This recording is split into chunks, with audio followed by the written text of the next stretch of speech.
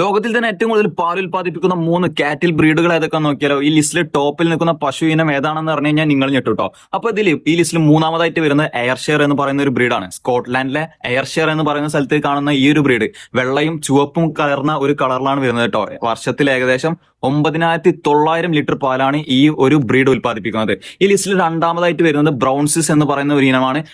സ്വിറ്റ്സർലാൻഡിൽ കാണപ്പെടുന്ന ഈ ഒരു ഇനം ലോകത്തിൽ തന്നെ ഏറ്റവും പഴയ കാറ്റിൽ ബ്രീഡ് വളർത്തുമൃഗമായിട്ട് കണക്കാക്കുന്ന ഒരു ഇനമാണ്. 4000 വർഷങ്ങൾക്ക് മുമ്പേ വളർത്തി വരുന്ന ഒരു ഇനമായിട്ടാണ് കണക്കാക്കുന്നത് കേട്ടോ.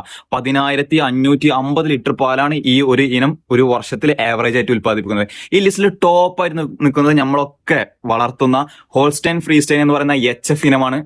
നെതർലാൻഡിൽ നിന്ന് വരുന്ന ഈ ഒരു ബ്രീഡ് പറയുമ്പോൾ വർഷത്തിൽ ഏകദേശം 12,300 ലിറ്റർ പാലാണ് ഈ ആവറേജ് ആയിട്ട് ഉൽപ്പാദിപ്പിക്കപ്പെടുന്നത് കേട്ടോ. അപ്പൊ ഈ ഒരു മൂന്നെണ്ണത്തിൽ ഏത് പശുവിനാണ് നിങ്ങൾക്ക് ഏറ്റവും കൂടുതൽ ഇഷ്ടം എന്നുള്ള നിങ്ങൾ കമന്റ് ബോക്സിൽ അറിയിക്കാനുള്ള കാരണം നിങ്ങൾ കമന്റ് ബോക്സിൽ അറിയിക്കും. അപ്പോൾ ഇത്തരത്തിൽ ഡയറി ഫാമേഴ്സിന് ഉപകാരമായിട്ടുള്ള നല്ല നല്ല കണ്ടന്റുകളായിട്ട് നമ്മൾ വരും. അപ്പോൾ അടുത്ത വീഡിയോയിൽ കാണാം. ഫോളോ ചെയ്യാൻ മറക്കണ്ട.